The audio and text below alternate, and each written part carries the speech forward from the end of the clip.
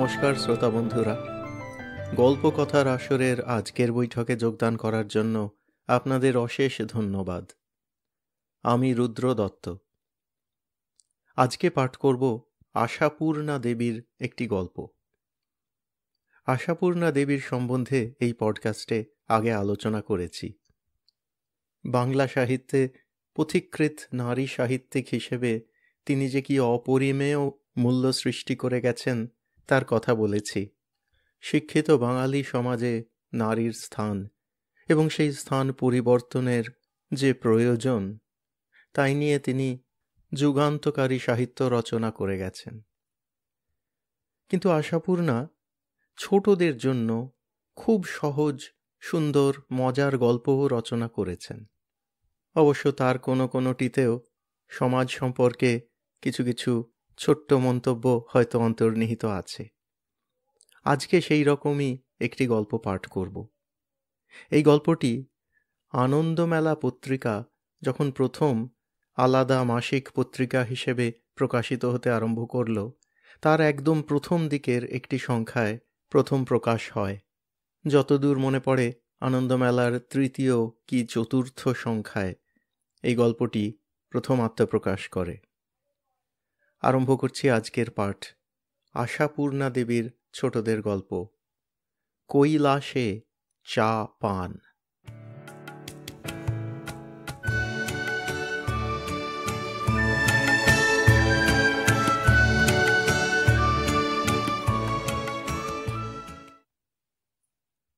মা দুর্গা কৈলাসে ভাঁড়ার ঘরের সামনে বসে পান সাজছিলেন। জয়া বিজয়া কাছে বসে খয়ের সুপুরি কুচিয়ে দিচ্ছিল। তা দিক, পান সাজাটি মা কারো হাতে দিতে রাজি নন। ভোলা মহেশ্বরের জিনিস বলে কথা। কে চুন বেশি দিয়ে ফেলবে, কে খয়ের বেশি দিয়ে ফেলবে, বেচারি ভোলানাথের গাল পুড়বে, জিভ তিতবে। শত কাজের মধ্যে তাই মা দুর্গার নতুন এই এক কাজ বেড়েছে। গত বছর মর্তলোক থেকে এই পানের নেশাটি ধরিয়ে এসেছেন ভোলা মহেশ্বর। অবশ্যই চিরকালই তো তিনি বছরে বছরে ওই মর্তভূমিতে শ্বশুরবাড়ির দেশে যাচ্ছেন আসছেন। 3 দিন ধরে খানাপিনা, বাজনাবাদ্যি, আলো রোশনাই আর জগঝম্পয়ে ঝালাপালা হয়ে দশমীতে কৈলাসে এসে বাঁচছেন, আর এসে মা দুর্গার কাছে তার বাপের বাড়ির দেশের লোকদের বাড়াবাড়ির নিন্দেমন্দ করছেন। শিখে টিকে তো কিছু আসছেন না কখনো। হঠাৎ গত বছরেই কি হলো? তাহলে খুলেই বলতে হয় ব্যাপারটা। চিরকালই পুজোয় কাঁচা চালের নৈবেদ্যের চূড়োর উপর ফাঁকা পানের খিলি বসানো থাকে।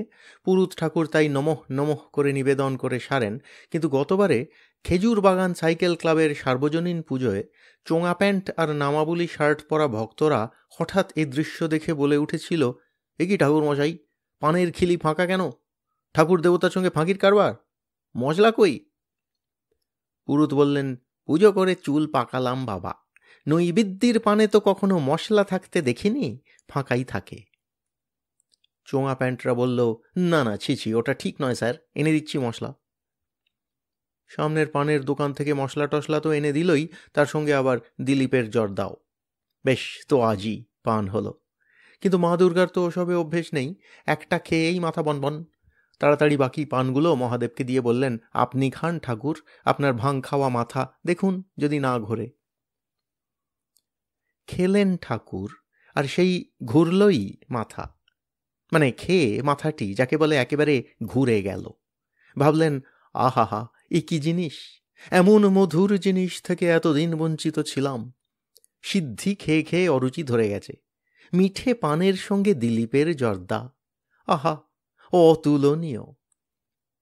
চুপি চুপি বললেন, দুর্গা, এই পান বানানোর ফর্মুলাটা শিখে যেতে পারো? মা দুর্গা বললেন, ফর্মুলা শিখে কি হবে? কৈলাসে পান পাতা পাওয়া যাবে? পুঁতলে হয় না? দুর্গা হাসলেন, এ কি লেবু গাছ, পেয়ারা গাছ যে পুঁতলেই হলো? ওর চাষ আছে, তার নানান ঝঞ্ঝাট আছে। তবে বলেন যদি তো বস্তা কয়েক নিয়ে যেতে পারি, নন্দী ভৃঙ্গির মাথায় চাপিয়ে। শিব বললেন, ওরা দুজনে আর কত পারবে, তোমার জয়া বিজয়াকেও লাগিয়ে দাও। দুর্গা মাথা নেড়ে বললেন, না, ওদের হাতে অন্য জিনিস থাকবে। নন্দী ভৃঙ্গি গন্ধমাদন বইতে পারে। ব্যাপারেই মা দুর্গাও বছর ২ হলো মর্তলোক থেকে একটি বদভ্যাস করে বসে আছেন, সেটি প্রকাশ করেননি। রান্নাঘরের কোণে বসে সেরে নেন, জয়া বিজয়া পেশাদ পায়। তা তারও একটা ইতিহাস আছে। বসন্তপুরের বিখ্যাত মুখুজ্জে বাড়িতে হচ্ছিল মায়ের পুজো, খুব রমরমা। কিন্তু মুখুজ্জে কর্তার সে বছর শরীর খারাপ। ডাক্তার বলেছে উপোস চলবে না, অন্তত একটু চাও খাবেন। বরাবর কর্তা মহাষ্টমীতে উপোস করে আসছেন, এবার খেতে হবে। মন খারাপ। ছেলের বউ একটা বড় পাথরের গেলাসে করে চা দিয়ে গেছে। বিশুদ্ধ চা খেলে যদি উপোসের দোষ কিছুটা কাটে। মুখুজ্জে কর্তা সেটি নাড়াচাড়া করছেন, মুখে তুলতে হাত উঠছে না। ছেলে বকাবকি করে গেল, কি বাবা এখনো খাননি?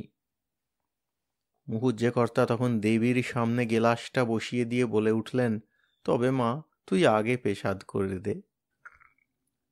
অগত্যাই মাকে অলক্ষ্যে সেই চায়ে চুমুক দিতে হলো, ব্যাস। তারপরেই অস্থির, ঘোরতর চিন্তা। জয়া, খোঁজ নে এ জিনিস কোথায় পাওয়া যায়, কি করে বানাতে হয়। অতঃপর চুপি চুপি মর্ত থেকে টিন কয়েক কৈলাসে নিয়ে এলেন। এবছরেও এনেছেন। তা রেখে রেখে না খেলে ও আর কদিন? নন্দী ভৃঙ্গির চোখে পড়ে গেলে তো মিনিটে মিনিটে উনুনে কেটলি চাপাবে। এই যে বস্তা বস্তা পান এলো, তাও তো প্রায় শেষ হয়ে এসেছে। তবু তো জয়া হিমালয়ের এক গভীর গহ্বরে, মানে প্রায় ডিপ ফ্রিজে তুলে রেখে দিয়েছে পলিথিনের ঠোঙায় মুড়ে, তাই না পচে টচে যায়নি। কিন্তু আর কদিন চলবে? যতই মা দুর্গা গুনে গুনে খরচ করুন, সামনের পুজো পর্যন্ত কি আর পৌঁছবে? শিব ঠাকুরের তাই মন খারাপ। ভাবছেন বলবেন, দুর্গা কাল থেকে 2টোর বেশি পান খাবো না। এমন সময় হঠাৎ শিবের আসন টলে উঠল। চমকে বলে উঠলেন, নন্দী দেখ তো কে কোথায় ডাকছে। নন্দী কৈলাসের উঁচু চূড়ো থেকে দেখে বলল, একটা লোক আপনার এক মন্দিরে হত্যে দিচ্ছে। সেরেছে, আবার কার কি হলো রে বাবা? নন্দী, কোন মন্দিরে? নন্দী আরও বুক ঝুঁকিয়ে দেখল। আগে জয়ী গ্রামে জল্পেশ্বরের মন্দিরে। কি চায় লোকটা? প্রভু কি আর বলবো, মামলায় জিততে চায়। শিব ঠাকুর নিঃশ্বাস ফেলে বলেন, আচ্ছা নন্দী, এদের নিয়ে কি হবে? মামলা জিততে চায়, তাও আমার মন্দিরে হত্যে। তা কি আর করবে, আপনি ছাড়া গতি কোথায়? জিততে তো হবে। বলি লোকটা ভালো না মন্দ? নন্দী মাথা চুলকে বলে, প্রভু আপনি তো সর্বজ্ঞ। তার মানে তুমি একটু এনকোয়ারি করে দেখতেও পারবে না? তা করে কি লোকটা তা জানো? জানলাম, আগে মানে অবলোকন করে দেখছি লোকটা পানের কারবারি। হ্যাঁ? মহাদেব চাঙ্গা হয়ে বসলেন। কিসের কারবারি? নন্দী উদাস গলায় বলল, আগে পানের। পানের ব্যবসা করে, নিজের পানের বরজও আছে। শিব ঠাকুর ভাঙের নেশা ছেড়ে সোজা হয়ে বললেন, বলো কি নন্দী, আরে এই লোক অসুবিধায় পড়েছে, হত্যে দিচ্ছে। যাও, চটপট চলে যাও, স্বপ্নাদেশ দাওগে, ভয়ে নেই।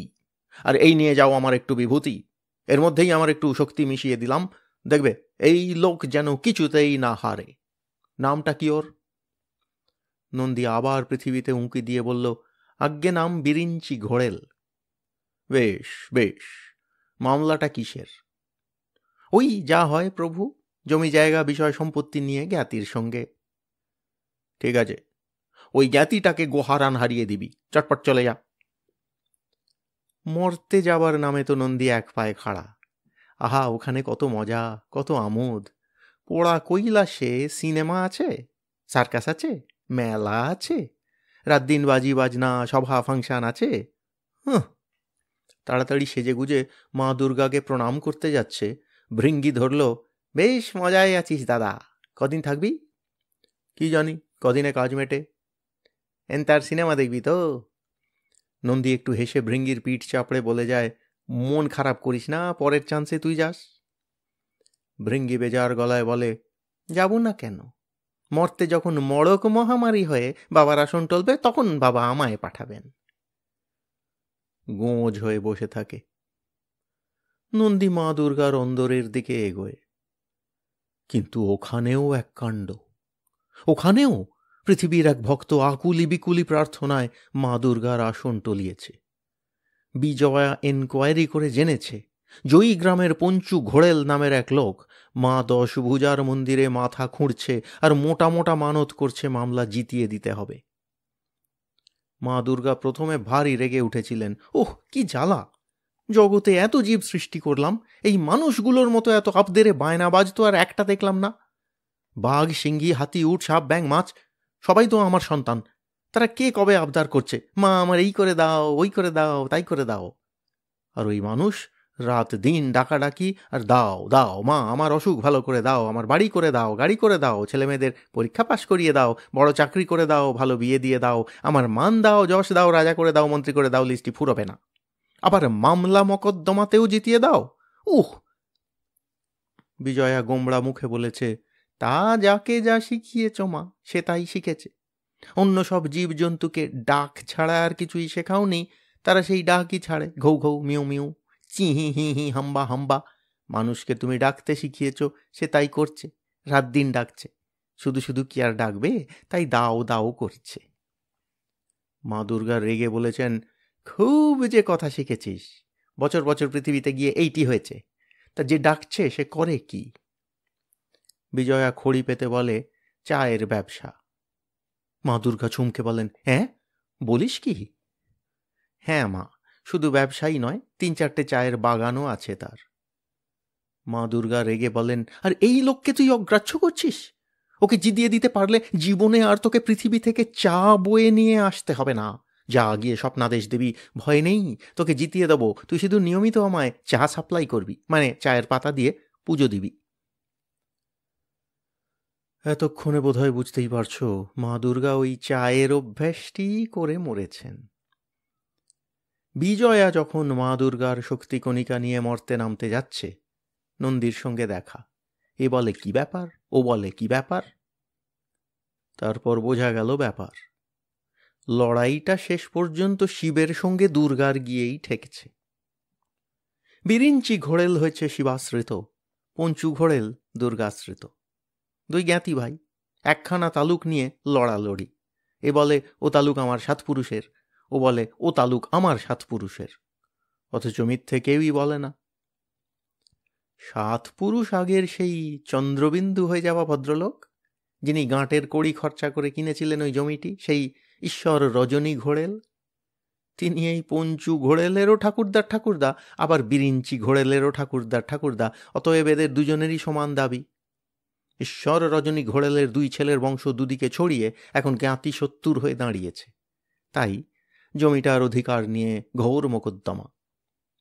এ বলে পানের চাষ আরও বাড়ানো দরকার, ওই জমিটায় ভালো হবে।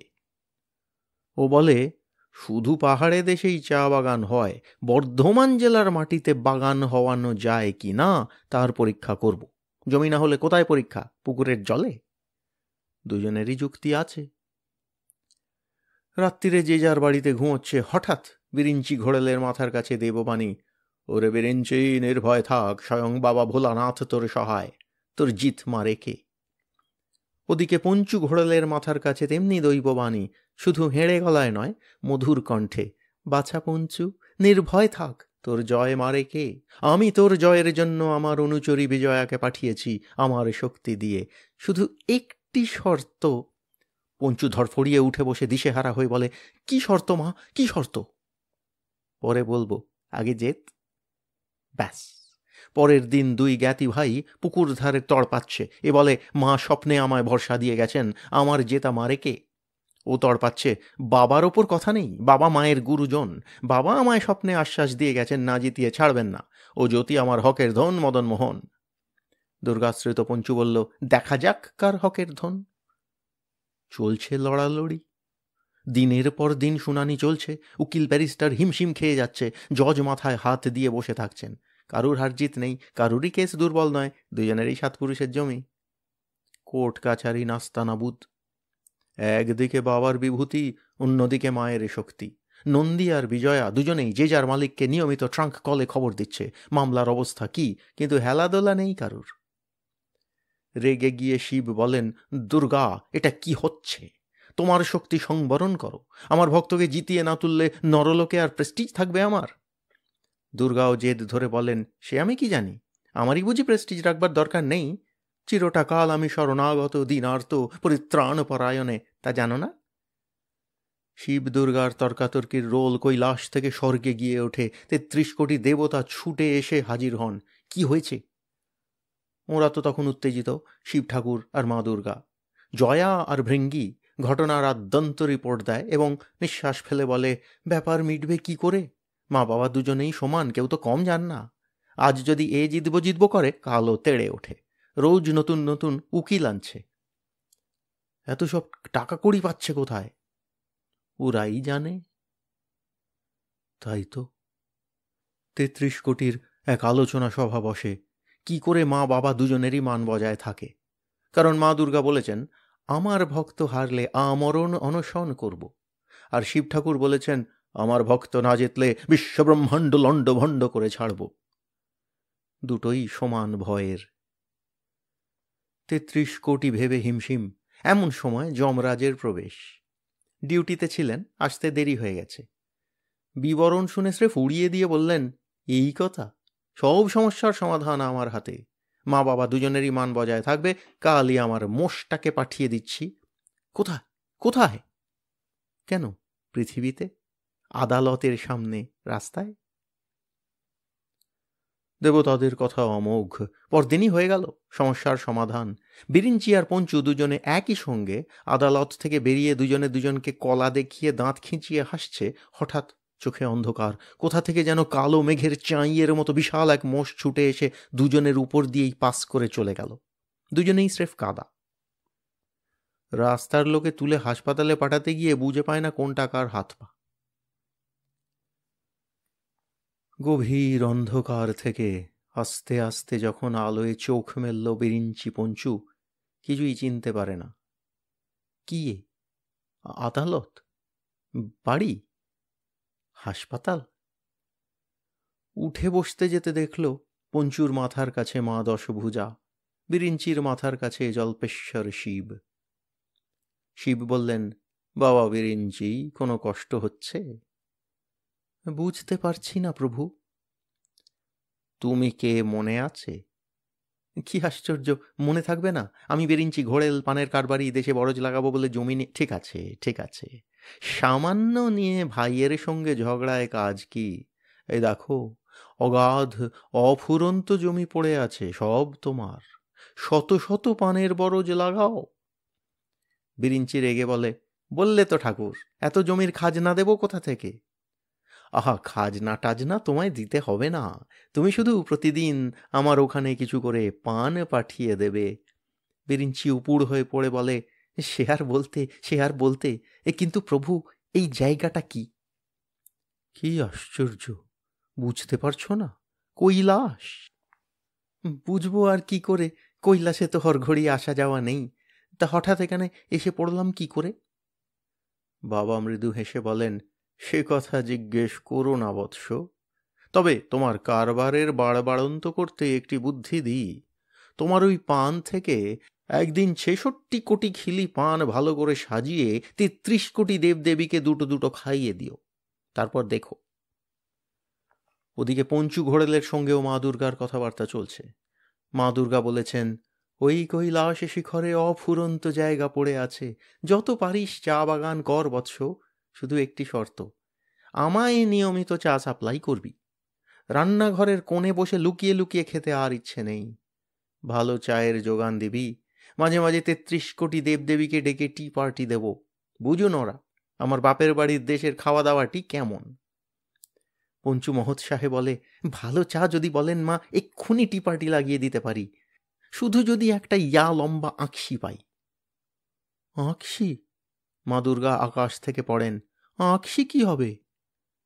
পঞ্চু ঘোড়েল একটু ঘোড়েল হাসি হেসে বলে, ওই নিচু দার্জিলিংয়ে আমার দুখানা চা বাগান পড়ে রয়েছে, ও দুটোকে টেনে তুলে আনবো। বিস্তর দেনাপত্তর করে এসেছি, শেষে আবার পাওনাদারেরা বেচে কিনে নিয়ে নেবে। তার আগেই রাতারাতি। মা দুর্গা অবাক হয়ে বলেন, আঁকশি দিয়ে গোটা 2টো বাগান তুলে আনতে পারবি? পঞ্চু গলবস্ত্রে বলে, তোমার দয়া আর তোমার আঁকশি এ পেলে গোটা পৃথিবীখানাই তুলে আনতে পারি মা, তা তুচ্ছ 2খানা বাগান। নাও বার করো আঁকশি, আজই লাগিয়ে দাও টি পার্টি। যে কথা সেই কাজ, লম্বা এক আঁকশি লাগিয়ে চা বাগান 2খানা তুলে আনলো পঞ্চু, একেবারে কুলি কামিন মায় তাদের ঝুড়ি চুবড়ি সমেত। নিজের বাগান, নিজের লোকজন, চিনতে ভুল হয় না। তাছাড়া কৈলাসের একেবারে সরাসরি নিচেই তো দার্জিলিং, অসুবিধে হলো না টেনে তুলতে।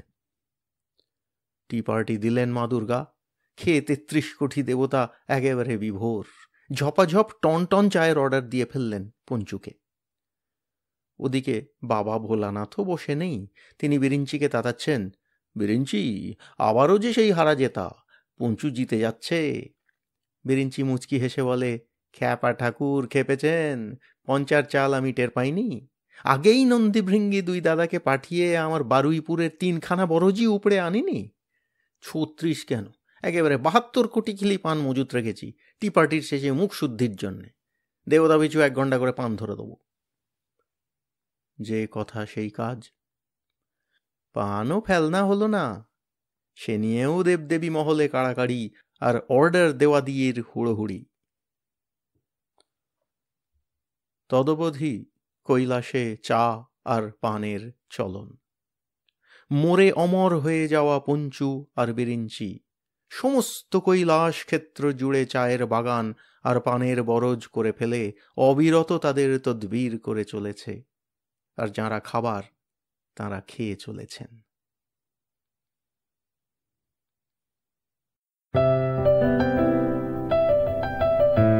আপনাদের মতামত আমাদের জানাতে ভুলবেন না কিন্তু শ্রোতা বন্ধুরা। আমাদের ওয়েবসাইট golpokothar-asor.org, golpokothar-asor.org।